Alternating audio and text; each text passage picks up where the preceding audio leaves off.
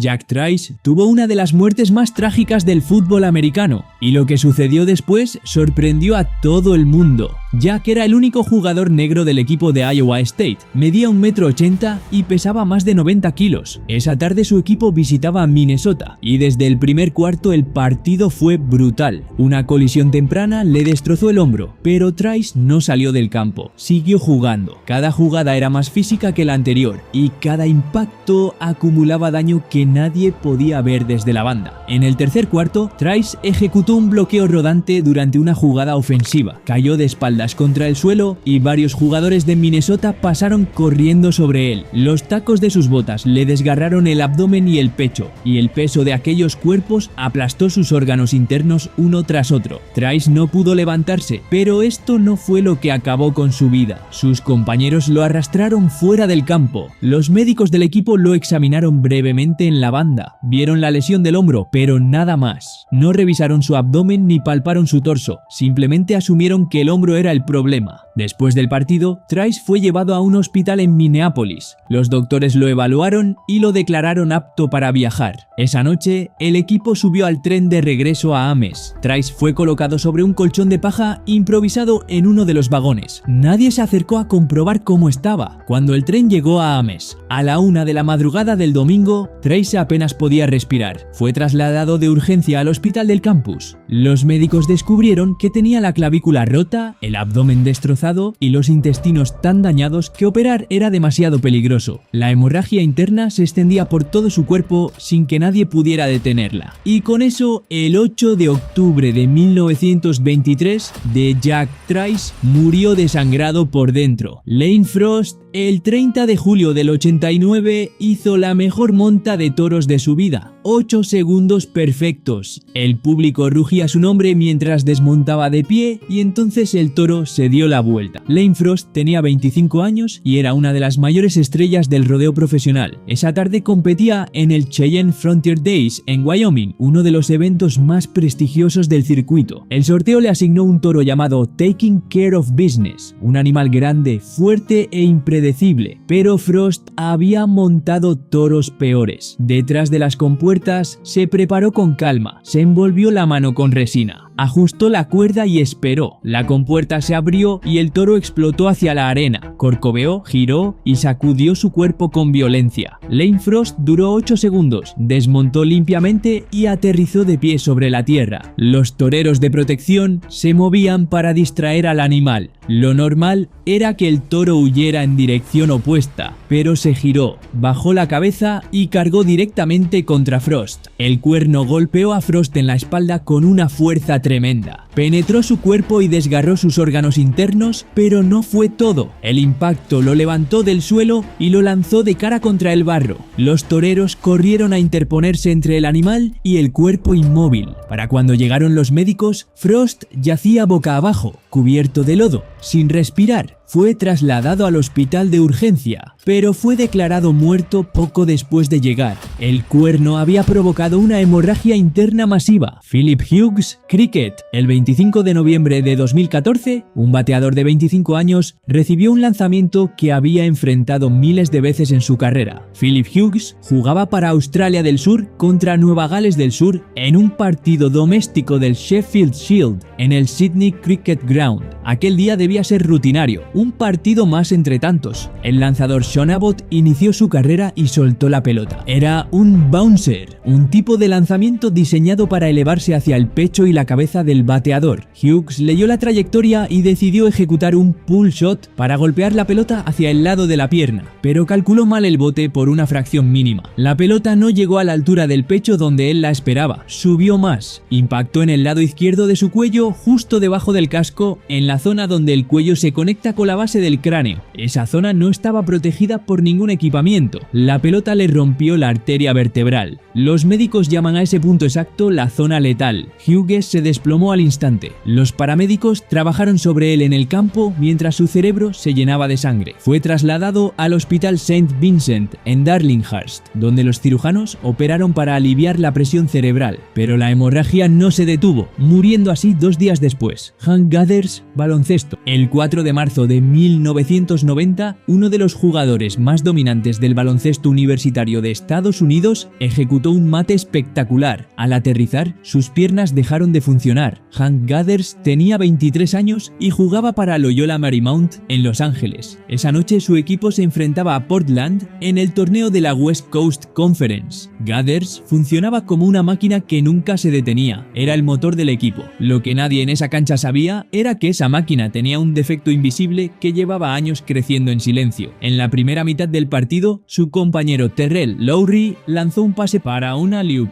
Gathers se elevó, atrapó el balón en el aire y machacó el aro con fuerza brutal. Gathers aterrizó y comenzó a trotar de vuelta. Entonces sus piernas cedieron, cayó hacia adelante contra la duela. Su cuerpo quedó completamente inerte. Sus compañeros pensaron que estaba bromeando. Gathers a veces hacía payasadas en la cancha, pero no se movía. Los entrenadores corrieron hacia él. El personal médico llegó segundos después. Gathers había perdido la consciencia. Le practicaron reanimación cardiopulmonar de inmediato, pero no funcionó. Así que los paramédicos lo trasladaron al Hospital Marina del Rey, donde fue declarado muerto una hora después. La causa fue miocardiopatía hipertrófica. Su músculo cardíaco había crecido de forma anormal hasta volverse demasiado grueso. La condición restringía el flujo sanguíneo y provocó una arritmia fatal. Ayrton Senna, Fórmula 1. El 1 de mayo de 1994, un tricampeón del mundo se subió a un coche en el que no confiaba, en un circuito donde ya había muerto un piloto el día anterior. Sabía que algo estaba mal, pero compitió de todas formas. Ayrton Senna competía en el Gran Premio de San Marino en el circuito de Imola, Italia. El fin de semana ya estaba marcado por la tragedia. El viernes, Rubens Barrichello había sufrido un accidente grave durante los entrenamientos. El sábado, el piloto austríaco Roland Ratzenberger murió tras un choque durante la clasificación. Senna visitó el lugar del accidente esa noche. Habló con los oficiales sobre la seguridad. Cuestionó si la carrera debía continuar, pero la decisión ya estaba tomada. El Gran Premio se correría. La salida fue caótica. Varios accidentes en la primera vuelta obligaron a sacar el coche de seguridad. Cuando la carrera se reanudó en la vuelta 5, Senna lideraba. En la vuelta 7 se aproximó a la curva Tamburello a aproximadamente 300 km por hora. Algo falló, el coche no giró, siguió recto hacia el muro exterior. Senna intentó frenar, el coche redujo a unos 215 km por hora antes de estrellarse contra la barrera de hormigón. El impacto fue devastador. La rueda delantera derecha y la suspensión fueron arrancadas. Un extremo de la barra de suspensión penetró la cabina y golpeó a Senna en el casco con una fuerza letal. La carrera fue detenida inmediatamente. Lo extrajeron del coche inconsciente y sin respiración propia. Un helicóptero médico lo trasladó al Hospital Maggiore de Bolonia. Senna había sufrido una fractura craneal masiva y un trauma cerebral irreversible. Fue declarado muerto a las 6:40 de la tarde. Benny Kid Paret, boxeo. El 24 de marzo de 1962, un boxeador recibió más de 2 docenas de golpes en cuestión de segundos mientras las cuerdas del ring lo mantenían de pie. El árbitro tardó demasiado en intervenir, pero eso no fue realmente lo que le trajo la muerte. Benny Paret defendía su título de peso welter contra Emil Griffith en el Madison Square Garden de Nueva York. Era su tercer combate. Cada uno había ganado una vez. La rivalidad se había vuelto amarga después de que Paret insultara a Griffith durante el pesaje con un insulto despectivo. La pelea comenzó intensa, con ambos intercambiando golpes durante 11 asaltos, pero para el asalto 12, Paret estaba agotado. Griffith lo acorraló contra las cuerdas en una esquina neutral y desató una ráfaga de más de 24 puñetazos en segundos. La cabeza de Paret se sacudía hacia atrás con cada golpe. Sus brazos cayeron, sus piernas se doblaron, pero las cuerdas lo mantenían erguido como si fuera un muñeco, así que Griffith seguía golpeando. Cuando el árbitro finalmente intervino, Paret se desplomó inconsciente. Fue sacado del ring en camilla y trasladado al Hospital Roosevelt. Los cirujanos operaron para aliviar la presión cerebral, pero el daño era irreparable. Paret permaneció en coma durante 10 días. Murió el 3 de abril de 1962 por una hemorragia cerebral masiva. Nodar Kumaritashvili. El 12 de febrero de 2010, pocas horas antes de la ceremonia inaugural de los Juegos Olímpicos de Invierno, un atleta de 21 años salió despedido de la pista más rápida jamás construida. Varios deportistas ya habían advertido que era peligrosa. Los organizadores insistieron en que era segura.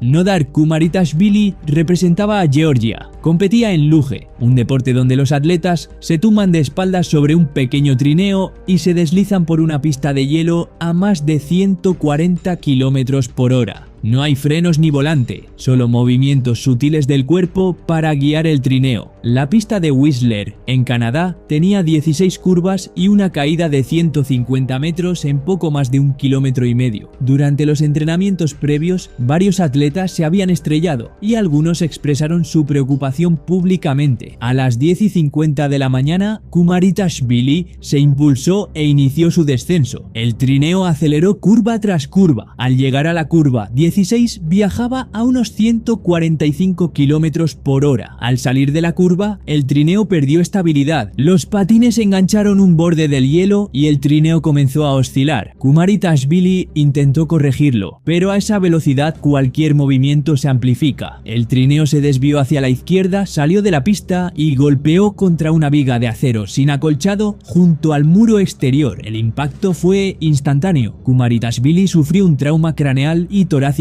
masivo que le causó la muerte inmediata. Marco Simoncelli, MotoGP. Marco Simoncelli competía en el circuito de Sepang en Malasia. Era conocido por su estilo agresivo y por su pelo rizado que asomaba bajo el casco. La carrera comenzó sin incidentes. Los pilotos encontraron su ritmo. Entonces llegó la vuelta 2. El pelotón se acercó a la curva 11, un giro a derechas de velocidad media. Simoncelli inclinó la moto para entrar en la curva y su neumático trasero perdió adherencia. La parte trasera de la Honda se deslizó de forma lateral. Simoncelli intentó recuperar el control, pero la moto se cruzó directamente en la línea de carrera. Los pilotos que venían detrás a velocidad de competición no tuvieron tiempo de reaccionar. Colin Edwards estaba justo detrás. Su moto impactó contra el cuerpo de Simoncelli. Valentino Rossi venía al lado de Edwards y su moto golpeó el casco de Simoncelli. Ambos impactos ocurrieron a aproximadamente 120 km/h. La fuerza le arrancó el casco de la cabeza. Su cuerpo rodó por el asfalto mientras motos y pilotos derrapaban en todas direcciones. La carrera fue detenida con bandera roja inmediatamente. Marco Simoncelli fue declarado muerto poco después en el centro médico del circuito por traumatismos masivos en cabeza, cuello y tórax. Marc-Vivien Foé, fútbol. El 26 de junio de 2003, un futbolista se desplomó en mitad de un partido internacional sin que nadie lo tocara. No hubo choque, no hubo falta, no hubo contacto de ningún tipo. Simplemente cayó. Marc-Vivien Foé tenía 28 años y jugaba como centrocampista defensivo de la selección de Camerún. Esa noche, su equipo se enfrentaba a Colombia en la semifinal de la Copa Confederaciones en el Stade de Gerland en Lyon, Francia. Foé había jugado en el Manchester City de Inglaterra y estaba cedido al Olympique de Lyon. Era un jugador experimentado, en forma, que corría sin parar durante los 90 minutos. En el minuto 72, Foé trotaba de regreso a su posición defensiva. No participaba en la jugada, no había tenido contacto con ningún rival. Entonces se desplomó de frente contra el césped. Su cuerpo quedó completamente inerte. Los jugadores cercanos supieron al instante que algo catastrófico había sucedido. Agitaron los brazos frenéticamente pidiendo asistencia médica. Los doctores llegaron corriendo y lo encontraron inconsciente y sin respiración. A pesar de todos los esfuerzos de reanimación, Marc-Vivien Foé fue declarado muerto aproximadamente 45 minutos después de desplomarse. La causa fue miocardiopatía hipertrófica, la misma condición silenciosa que mató a Hank Gathers. Su corazón se había engrosado hasta el punto de detenerse sin previo aviso. Owen Hart, lucha libre profesional. El 23 de mayo de 1999, un luchador profesional fue elevado a 24 metros de altura sobre el ring para una entrada espectacular. El mecanismo de liberación rápida que debía soltarlo suavemente cerca del suelo se activó mientras estaba en lo más alto. Owen Hart tenía 34 años y actuaba como el Blue Blazer, un personaje de parodia de superhéroe en la WWE. El evento era el pago por evento Over the Edge en Kansas City. La entrada requería que Hart descendiera desde las vigas del estadio sujeto por un cable. Fue elevado a casi 24 metros sobre el ring. El sistema utilizaba un mecanismo de liberación rápida diseñado para dejarlo caer dramáticamente los últimos metros cuando estuviera cerca de su destino, pero el mecanismo se activó accidentalmente mientras Hart colgaba en lo más alto. Cayó 24 metros en caída libre. Golpeó golpeó la cuerda superior del ring y rebotó hacia el interior. El impacto le causó lesiones internas masivas. Fue trasladado al Centro Médico Truman, donde fue declarado muerto por daño orgánico interno devastador. Dale Earnhardt, NASCAR. El 18 de febrero de 2001, un piloto de carreras sacrificó su oportunidad de ganar la carrera más importante del año para proteger a su hijo y a su compañero de equipo. En la última vuelta, mientras bloqueaba a los coches que venían detrás, su vehículo perdió el control y se estrelló contra el muro a 250 km/h. Dale Earnhardt tenía 49 años y era 7 veces campeón de NASCAR. Lo llamaban el intimidador por su estilo agresivo. Esa tarde en Daytona, su hijo Dale Earnhardt Jr. y su compañero Michael Waltrip corrían en primera y segunda posición. Earnhardt iba tercero, pero no intentaba adelantarlos. Estaba bloqueando a los demás coches para proteger a los suyos. En la última vuelta, en la curva 4, el coche de Sterling Marlin hizo contacto con el de Earnhardt por detrás. El coche se desestabilizó, la parte trasera se deslizó. Antes de que pudiera corregir, Ken Schrader también lo golpeó. Los impactos combinados lanzaron su coche directamente contra el muro exterior de hormigón. La desaceleración súbita le provocó una fractura basilar de cráneo. La base de su cráneo se separó de la columna vertebral. Dale Earnhardt fue declarado muerto en el hospital Halifax de Daytona Beach a las 5:16 de la tarde. El desastre de Le Mans. Automovilismo. El 11 de junio de 1955, más de 250.000 espectadores se reunieron en el circuito de Les Arts en Francia para las 24 horas de Le Mans. Lo que presenciaron no fue una carrera, fue la peor masacre en la historia del deporte del motor.